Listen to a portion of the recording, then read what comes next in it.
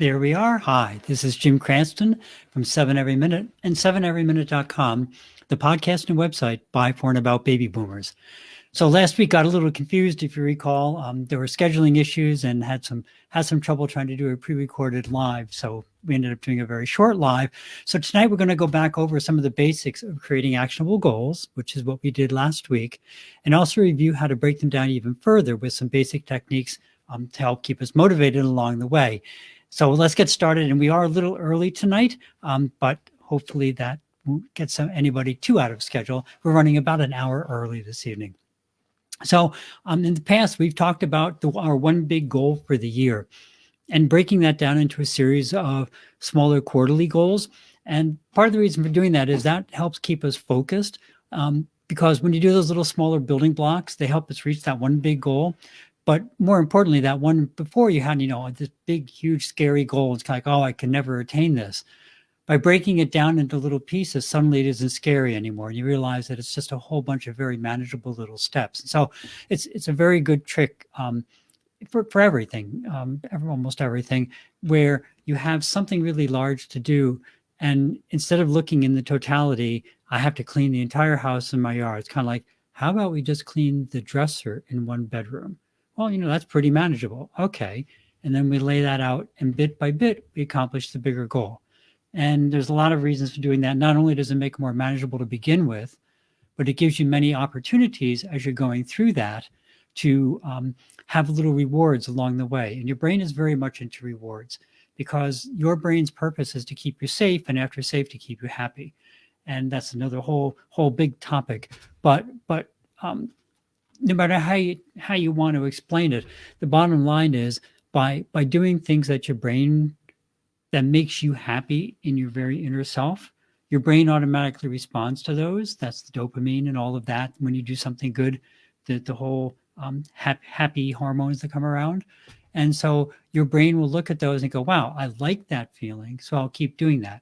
So when you find a way to actually break your bigger goal down into little steps, and then you go through those little steps and this is a very important point, and you celebrate those little wins, then your brain realizes what's going on. We'll talk more about that in a second. So we talked about breaking down our great big annual goal into quarterly goals, but our quarterly goals can be pretty big and pretty significant to do as well. And so we also have to deal, what about all those little details that come around, just all the things that happen in everyday life? And so a lot of those things are planned. Maybe, you have to go grocery shopping once or twice a week, whatever your schedule is. And then some are unexpected. You have to do laundry because you just spilled the pot of spaghetti sauce on the new comfort or whatever it is. But all those things, they're small but necessary steps. And if you don't plan them into your life, you'll find what happens is they kind of take your life over. And so when that happens, you get all wrapped up in doing all the little things that are going to happen anyway. But that kind of distracts you from doing your weekly and monthly and quarterly goals. So there's a real method to this whole madness here. So the big technique, or the techniques that we use for our big goals, for the annual goal and the quarterly goal, we can use those also for our monthly and weekly goals. And we're not trying to just micromanage our lives here. What we're really trying to do is take big goals, really significant goals, and break down all the little steps so now they're visible. And so we realize it's not some big amorphous thing that's just, we have no idea where to start. But now we have a couple little steps that we know how to do, and we know how to start them. And more importantly, we know how to finish them. And so that's what the whole purpose of this is all about. So, as we start to think about what we want to accomplish on the smaller level, say, what are we going to do this week? You also want to be careful because you don't want to get sidetracked by taking all your little tiny to-do task items and getting them confused with big, hairy goals that you want to do. They're both important, but they're important in a different way. So all the little tiny goals, it's worth having like two lists. So your one list is all the to-do things, your chore things that have to be done on a repetitive basis every week. And then the non-repetitive things, that goes on a special list. And so just to review for a second, remember we talked about SMART goals a couple of weeks ago, and actually again, I think last week, where SMART goals are goals that are specific. It's a very specific thing. It's not, I'm going to make the house look prettier. I'm going to clean one room in the house. They have to be measurable. So how do I know it's done? I know it's done when everything's off the top of the dresser. They have to be achievable. It's I'm going to clean the dresser, not I'm going to build a new wing on the house by this evening, right? It has to be achievable. Doesn't mean it can't be a big goal, and that's the next one. It can be a reach goal or a relevant to the situation goal. That's the R of SMART. But a reach goal still has to be, it can be on the edge of reasonable, but it does have to be something that's attainable. Because if you can't achieve it, if you're thinking in terms of, I want to fly just by flapping my hands, right? It's just something that we just, in general, can't do. But if it's something like, I want to learn how to fly a plane, maybe you think that's ridiculous. There's 1,000 things standing in the way of beginning to do that. But people learn how to fly planes every day. And so even though it may be a huge goal for you, it's still an achievable goal. It's still attainable in some sense if you work through it long enough. And then finally, it has to be time-based. In other words, it has to have a deadline. And these are all your big major goals. I'm going to talk a second about the smaller goals because those change a little bit, but they have a couple qualities and similar. But the time-based is very important because otherwise, if you say, "Okay, I'm gonna go on vacation to the Bahamas," okay, when? This year, next year, 40 years away? They all have very different steps to make them happen. So there needs to be a time element in there. So our little goals, even like our big goals, they have to have some things in common. Oh dear, I've lost my mouse. There he is. Some things in common where you do have to be, somewhat limited and focused. And so they have to be specific. And even though there's more than one goal you want to get done today, probably you only have a couple really significant goals and then all those other little things to take care of. So like we said, how come only 3 things? Because those 3 things are the ones that are different. Those are the ones that you want to actually spend some time and think out and plan how they're going to help support your week and your monthly goals and your quarterly goals and all that. Then you have all those other little things. And those are the things that, they do have to be specific. They do have to be time-based. And usually the measurement of them isn't, it's pretty simple. Usually either it's done or it's not done, right? I'm going to do the laundry. Either the laundry's done or it's not done. You could say it's in process, but usually on things that are happening one day, the process is minimal. So you got to sit down, start it, do it, done. And the things like it's not really a reach goal generally.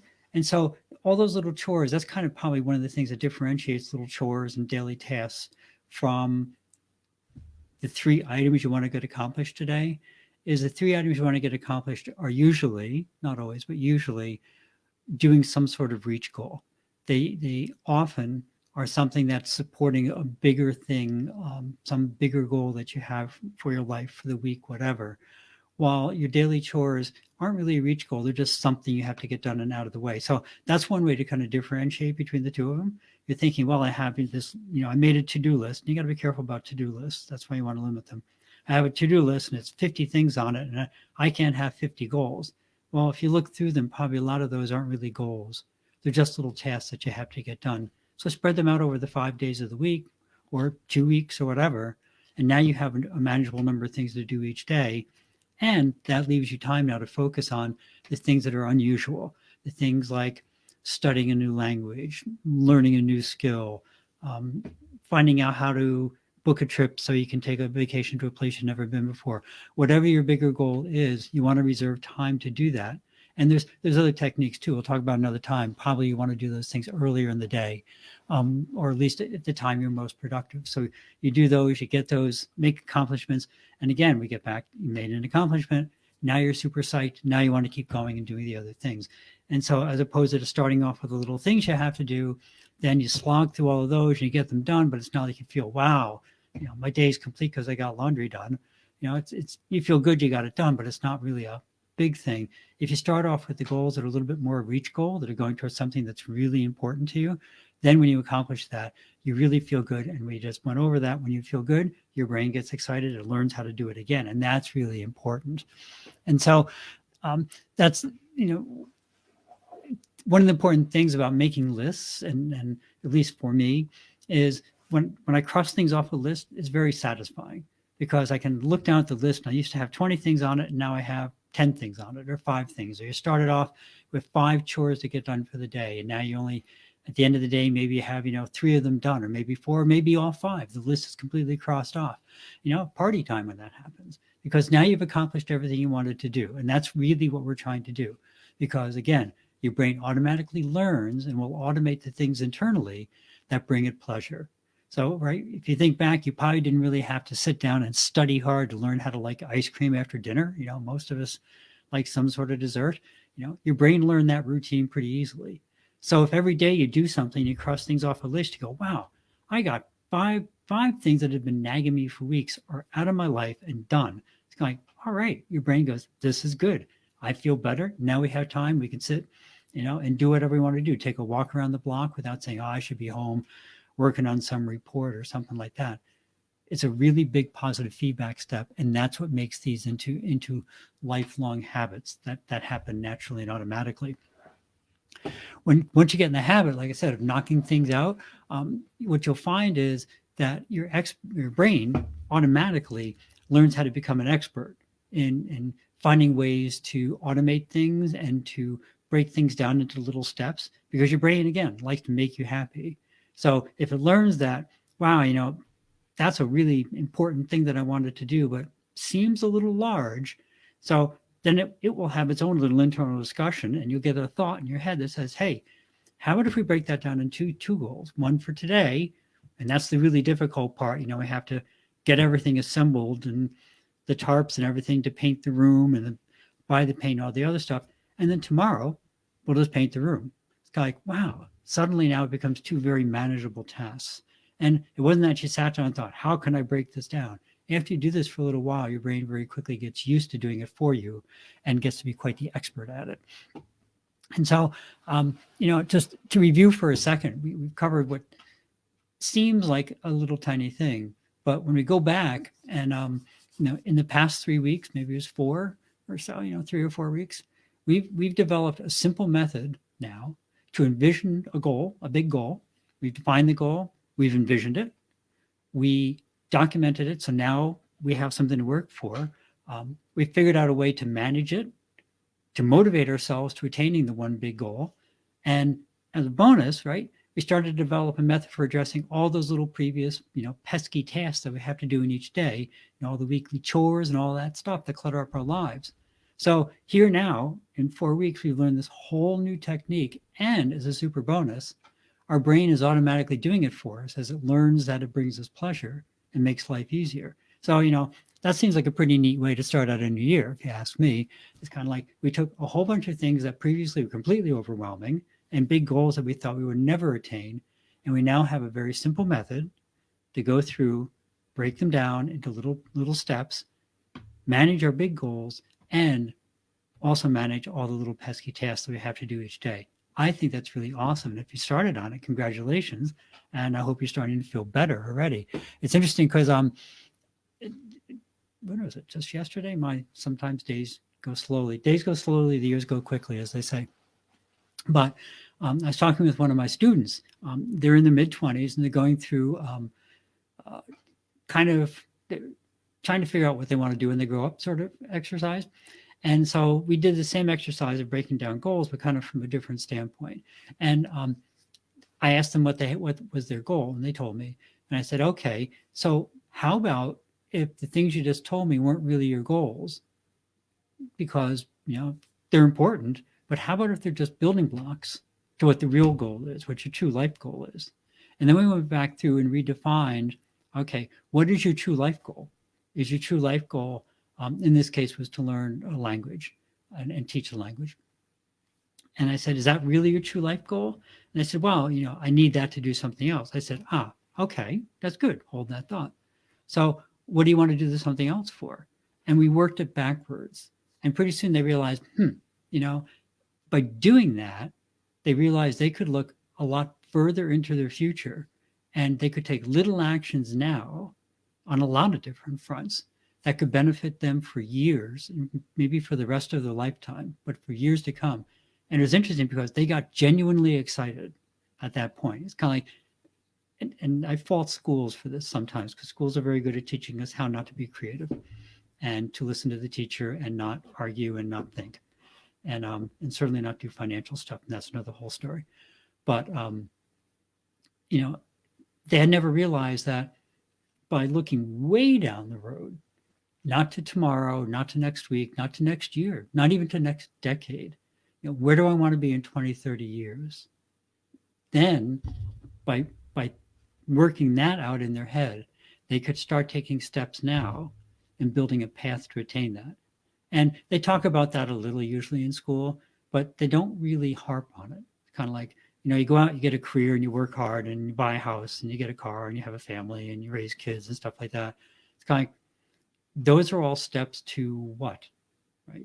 How many of us when we were young, and I know certainly I put myself in this group for sure. How many of us were thinking what we wanted to do when we were going to be 50, 60, 70 in our retirement years?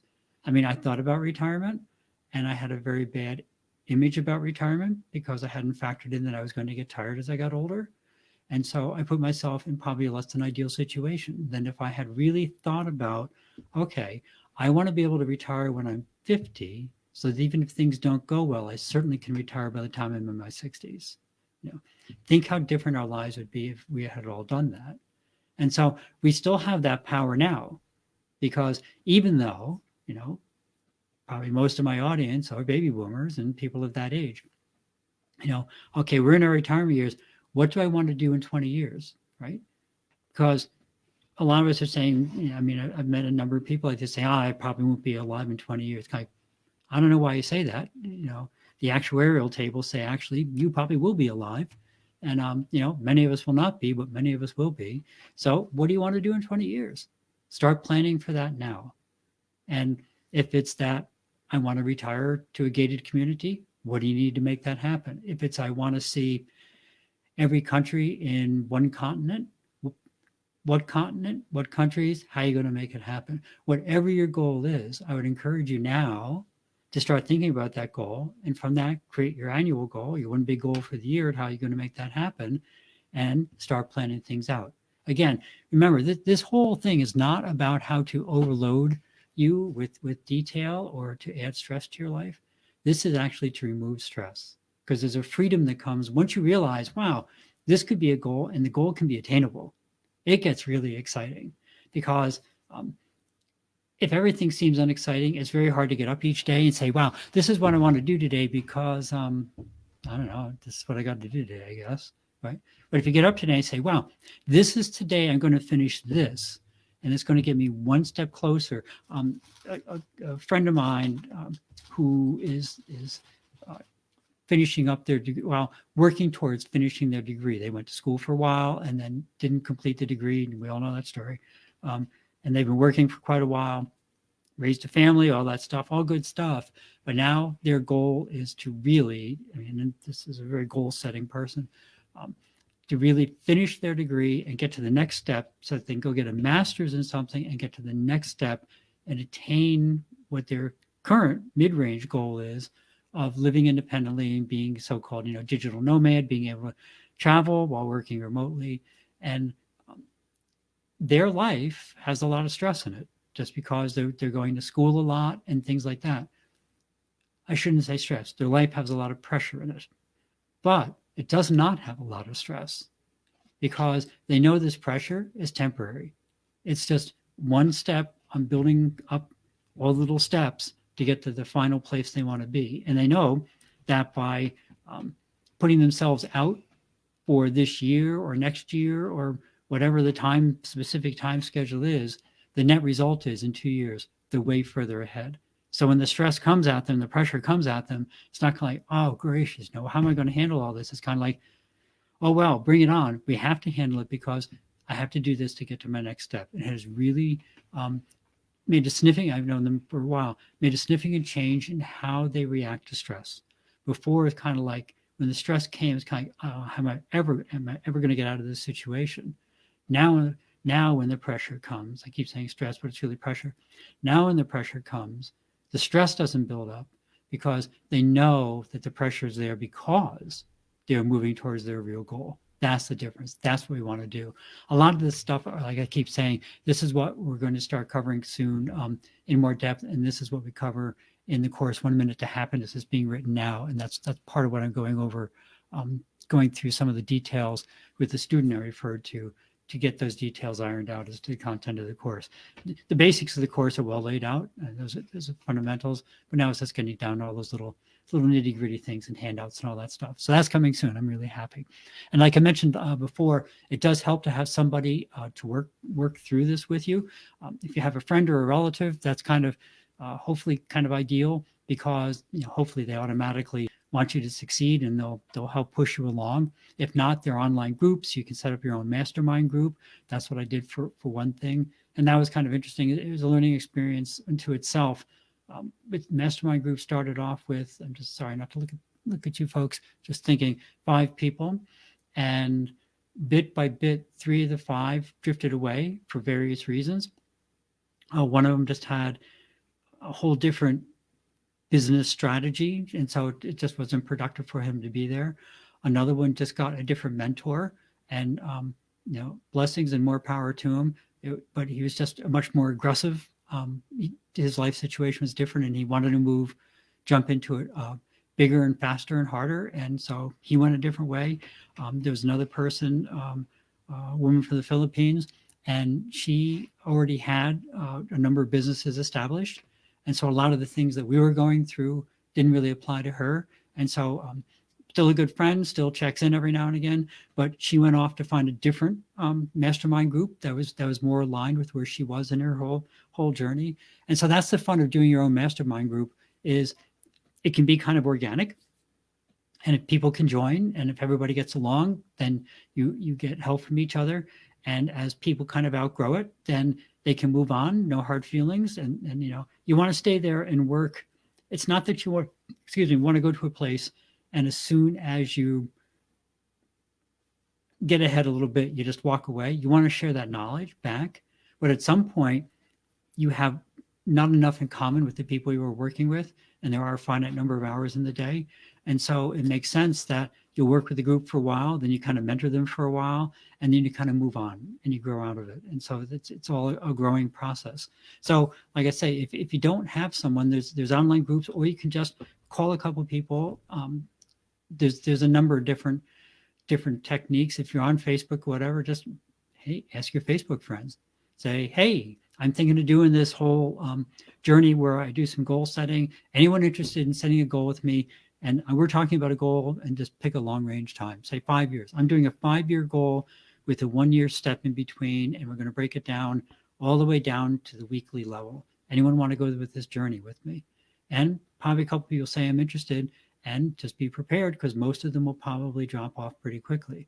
But the ones who remain, those are the ones you want to work with, because those are the ones who are truly interested for themselves and for you, and helping you all reach your goals. So like I say, if you can find some people to work with, that's great. If you can't, there's online courses. You can start your own mastermind group. We're setting up a community slowly but surely, and so there'll be people there. So lots of options in that regard. And like I said, most importantly, keep a really positive and upbeat attitude, because honestly, there's nothing like happiness and being excited about something to make you keep doing it. If it's just a drudge, yeah, you can force through it on willpower for a while. It doesn't really work out long term. But if it makes you happy and it supports you on your very inner soul, your inner goal, then you don't have to work to do it. It just happens because your brain wants to make it happen, because it knows it makes you happy. We actually have a very, in general, the way we are set up psychologically is very neat. It automatically draws us to meeting our goals. And if we let the world act upon us in a positive way and look for the good in the world and encourage it and celebrate when good things happen, you'll find that very quickly what before insurmountable goals become much more attainable. So that's, like I say, that's the point of what you're trying to do in all this. It's not something to beat you with all the details. It's not something to say, I had 5 things to do today and I only got 1 of them done. Celebrate the one, move on, right? There's and I can actually give you many, many stories. I smoked for many, many years, smoked cigarettes for many, many years. And people used to say, how'd you stop? I said, geez, I stopped, hundreds, probably thousands of times. Like, isn't that disappointing? I go, no. So what I realized when it made a huge difference, I can't take credit for this. I've had many, many good resources. But one of the things that made a huge difference was if I planned it, if I said, okay, this time I'm stopping, and I stop for 2 days, I stop for an hour, I celebrate the hour. Kind of like, I wish I made more than an hour, but you know what? That was a smoke-free hour when normally I would have been smoking. If you celebrate the small wins, your brain pretty quickly catches on and goes, he's in a much better mood, or she's in a much better mood when this happens. So I'm going to try and make this happen. And it's just wonderful. That probably was the single biggest difference in making the last time I stopped smoking. Now it has been 22 years. What made it successful. And because I'd stopped many, many, many times before that, but every time was just a willpower thing. We all know how willpower works, right? You start off and the first day is cake and the second day is doable and the third day is a drag, and then it just all falls. It's trash, and you're back doing your old habits. If, however, you can frame it in something that is a positive thing and emphasize the positive and celebrate all the small wins, you will move ahead much more quickly than you ever thought possible. So that's it for today. And thanks for stopping by. And as always, if you found something interesting, please pass it along. If you're not, please drop me a line and say what you'd be interested in hearing. Have a great week. Thanks for visiting. Remember to live the life that you dreamed of, because that's the path to true contentment. Love and encouragement to everyone, and see you next week on 7 Every Minute and 7everyminute.com. Thank you.